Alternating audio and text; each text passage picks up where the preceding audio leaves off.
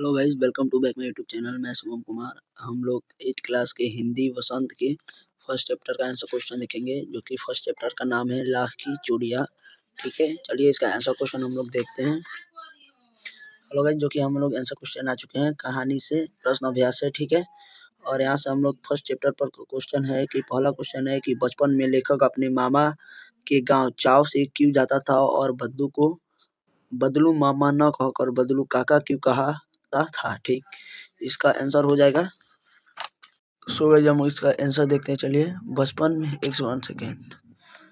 बचपन में लेखक अपने मामा के घर चाव से इसलिए जाता था क्योंकि वहां पर एक बदलू था जो उसे सुंदर लाख की गोलियां बनाकर देता था। वह बदलू को मामा न कहकर काका इसलिए कहा करता था क्योंकि उस गांव के सारे बच्चे बदलू, यहाँ पर बदलू लिखा है, ठीक है, यहाँ पर थोड़ा मिस्टेक हो गया है, आप लोग बदलू पढ़िएगा, बदलू को काका कहते थे, इसलिए वह भी बदलू को काका ही कहता था। चलिए अब इसका दूसरा क्वेश्चन देखते हैं। तो इसका दूसरा क्वेश्चन हो जाएगा, वस्तु विनिमय क्या है, वस्तु विनिमय की प्रचलित पद्धति क्या है। ठीक, इसका आप चलिए हम लोग इसका आंसर देखते हैं।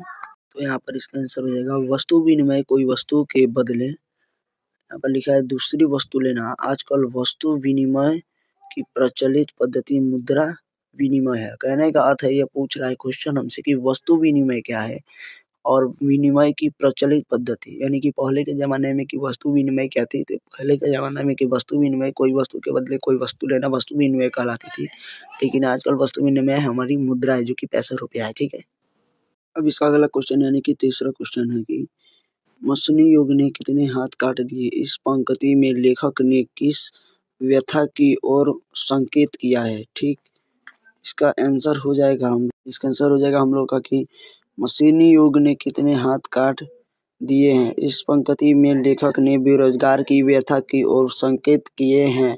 आजकल मशीन के आगमन से सब कुछ हो जाता है। जो हाथ से सामान बनता था वह अब मशीन द्वारा बन रहा है, जिससे इनके हाथ कट गए हैं। मशीन युग की वजह से पीढ़ी पर पीढ़ी चली आ रही है, पीढ़ी दर, यहाँ पर दर से सॉरी यहाँ पर दर है। ठीक, व्यवसाय से कमी आ गई है और लोग बेरोजगार हो जाते हैं।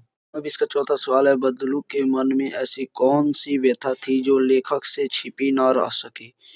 इसका आंसर हो जाएगा हम लोग का। तो इसका आंसर है कि बदलू की मन में यही व्यथा थी कि उसका रोजगार छीन गया है।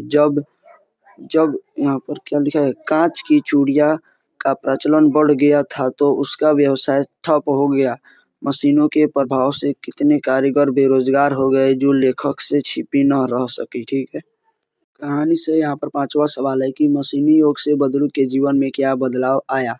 ठीक है, यानी कि मशीन के आगमन से बदलू के जीवन में क्या बदलाव आया और क्या नहीं आया, उस पर हम लोग देखेंगे। चलिए इसका आंसर हो जाएगा। सो गाइस, इसका आंसर हो जाएगा, मशीनी युग से बदलू के जीवन में निम्न बदलाव आया। उसके लाख की चूड़ियों का बिकने का रोजगार ठप हो गया। गांव की सभी औरतें भी कांच की चूड़ियां ही पहनने लगी। उसे पैसों की दिक्कत होने लगी, वह बीमार पड़ने लगा और अपना अच्छा से इलाज, यहाँ पर छूट गया था तो यहाँ पर दोबारा लिखे नहीं करा पाता। यहाँ पर जो कि कहानी से आगे का आंसर और अनुमान और कल्पना भी हम आप लोग को अगली वीडियो में देंगे। इससे आपसे विनती है कि अगर आप चैनल को सब्सक्राइब नहीं किए तो प्लीज़ चैनल को सब्सक्राइब कर लीजिए, और इस कहानी को हमने पढ़ाया भी है, जो कि आपको अगली वीडियो में हम लोग दे भी देंगे। ठीक है।